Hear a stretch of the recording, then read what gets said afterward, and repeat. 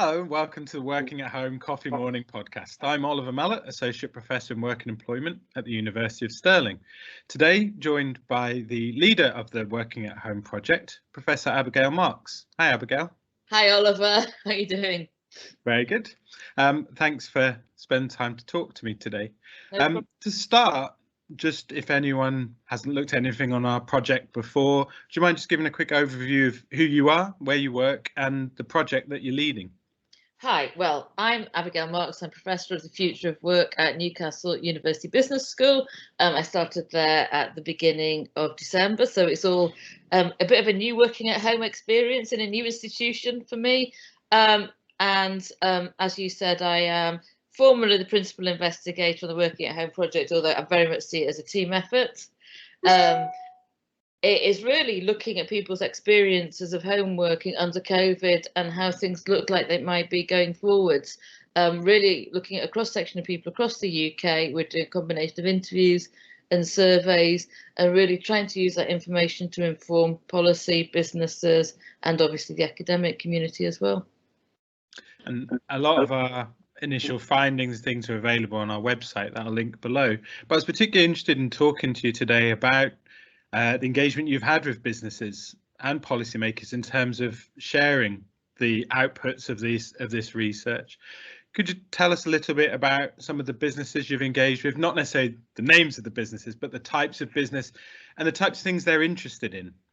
Yeah, I mean, I think we've had a really, really good cross-section of both business and policy. In terms of business, we've engaged with local government and local government bodies, with large corporates, which I believe you've had a little bit involvement with Oliver. We've engaged with representative bodies, and people have been really, really interested, both in terms of how employees or the self-employed are experiencing home working and how that differs from their usual experiences of work, but also what they want going forward. What organisations can do to support people, and really just the general picture. I think everybody's really, really fascinated as to the broader experiences, but also I think the big question we all have is what is going to happen when the lockdown measures ease more permanently, and will there really be a more permanent move to home working for a large proportion of the population? There's also been, I mean, we've been really fortunate to be able to engage with policymakers and government, and clearly different parts of the United Kingdom have different agendas in terms of home working. Quite clearly, Wales, to some extent, is taking the lead in terms of trying to get about 30% of the population to work out of the office, whether that's in community-based hubs or from home. But it's clearly on the agenda for all, both the devolved nations and for Westminster, as to what's going to happen going forwards. Do we have the infrastructure to support it in terms of broadband? Are we going to be looking at home working hubs? So I think it's great that we've got a voice, because I think we do have we've now got the project has got a good voice, both in terms of policy and industry. And, you know, we've obviously been doing seminars with academics as well. So I'm sure you are as well, Oliver. Absolutely delighted. Could you tell us a bit about what is a home working hub? You talked there about home working hubs. What are they, or what do we expect them to be? I think what they are now and what we expect them to be is slightly different. I think what they are now, often there's shared working spaces that often people are self-employed go and work from, occasionally those that are employed, but it's really, you know, desks that you can rent either by the day of the week or on an annual basis, in an office type environment where there are facilities such as meeting rooms, IT facilities, printing facilities, and sometimes cafe facilities, for example, as well. Some of the high-end ones obviously have administrative support facilities as well.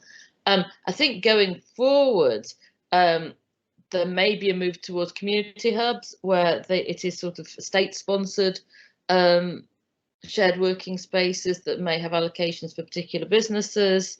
There is an anticipation or a hope that they will be linked to early years childcare facilities, other practical facilities like dry cleaners near schools, near supermarkets.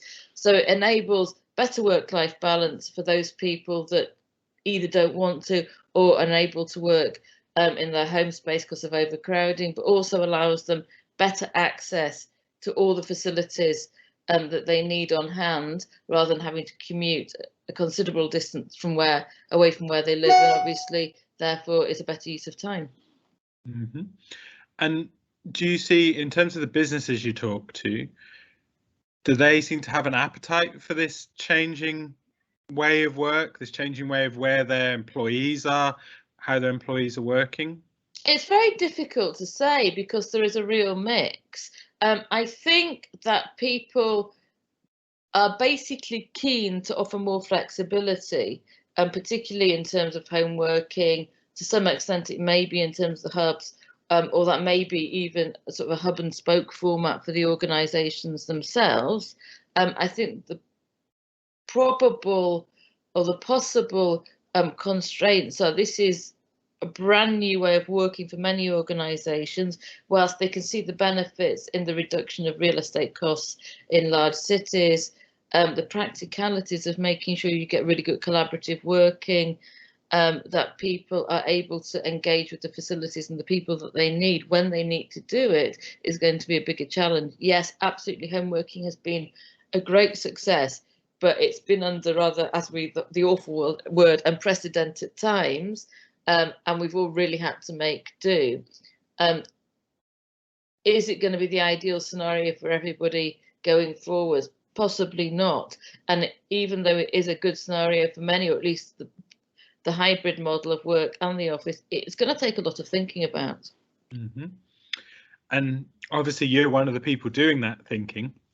We are, Oliver, we are the people. You said you've also been talking to policymakers. I was interested in what you see the role of government being, or what you think the role of government might be from those conversations. So you talked about these home working hubs, talking about potential impacts on communities, on the infrastructure of the country in terms of commuting, things like that.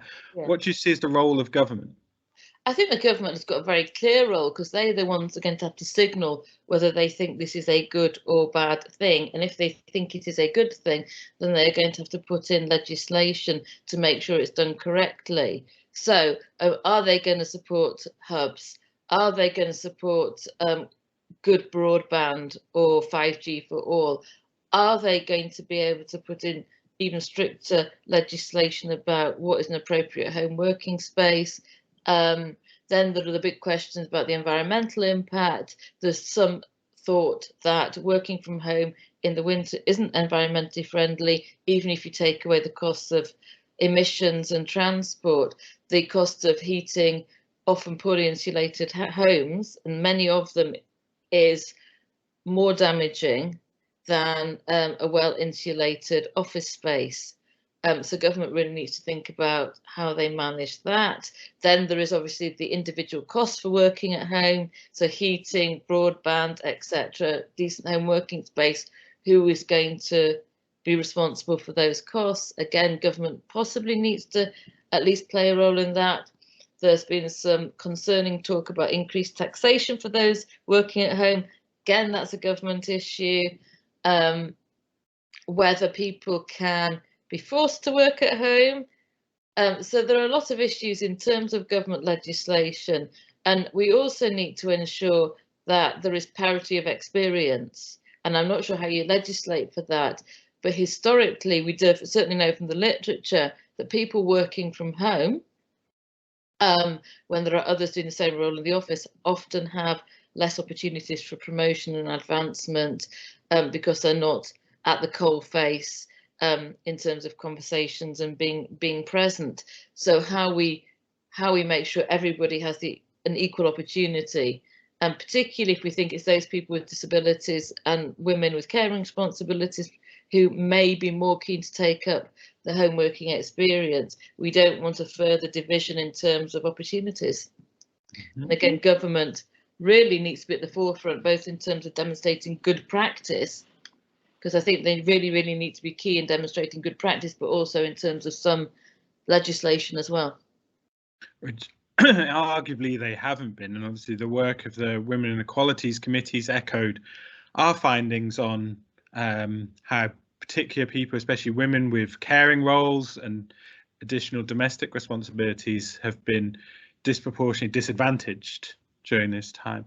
Where do you see inequality, maybe a role for government or for organisations in that, if work is going to change going forwards? I mean, I think there's a dual issue going on here, which is that at the moment women have clearly been disproportionately disadvantaged because unfortunately they still take on the lion's share of domestic responsibilities and caring responsibilities. Therefore they have not been able to have the same focus that maybe some men have been able to have, and that worries me that this time, which is extending all the time, may disadvantage them in terms of future promotion opportunities.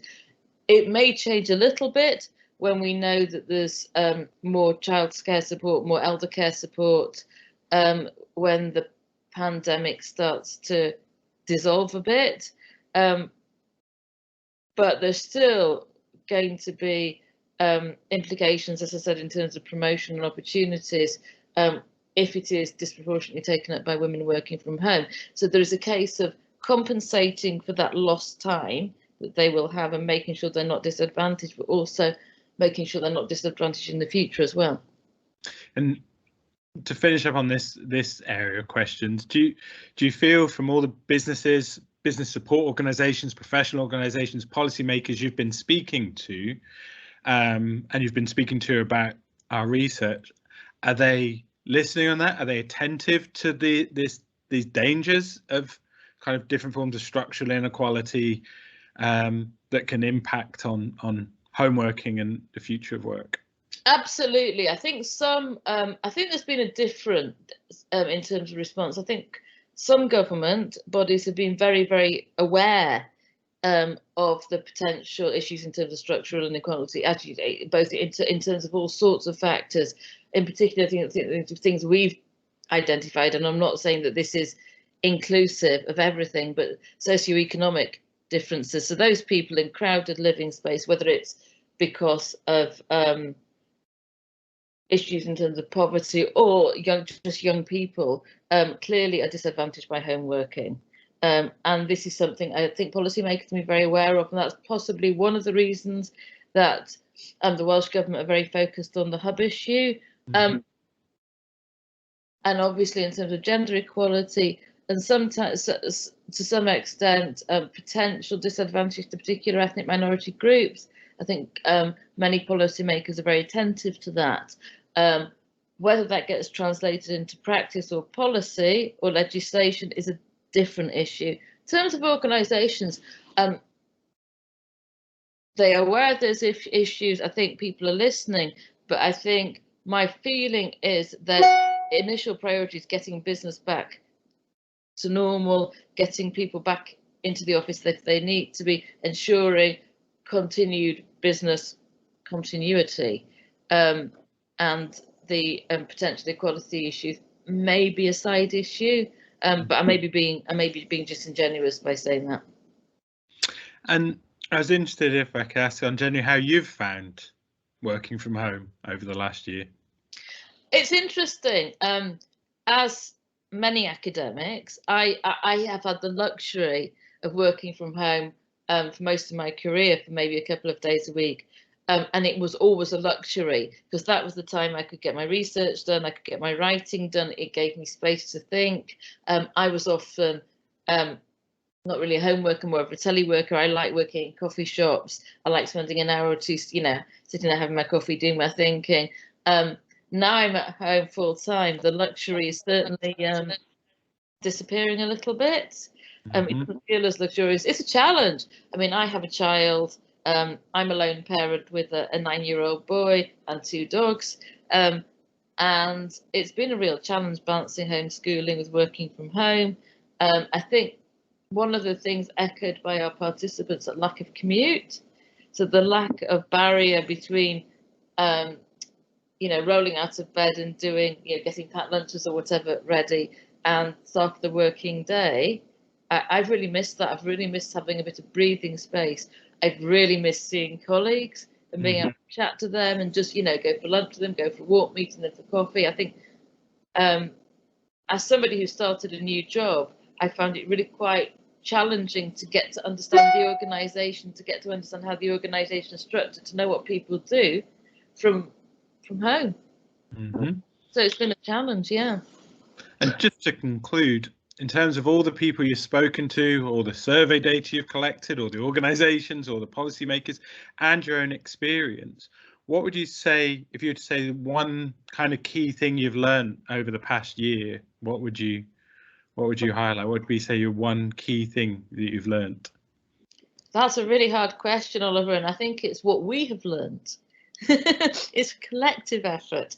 I think it's really, really hard to pinpoint one thing. So I'm just going to say the thing that's on the top of my head, possibly because it's something I'm working on at the moment, is this pace of work issue. That I think most of the academic literature on pace of work has always been about work intensification.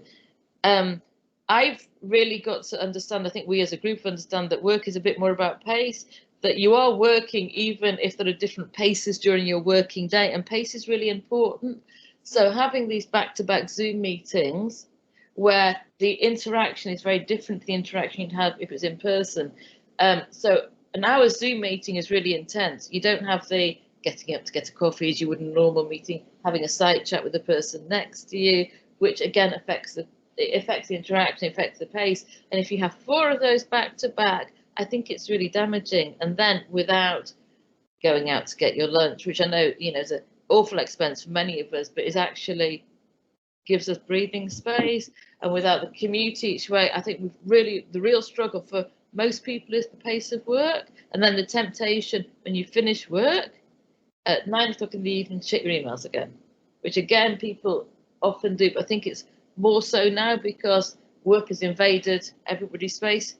So that combination of the separation between work and home and the pace of work, I think I found really, really interesting.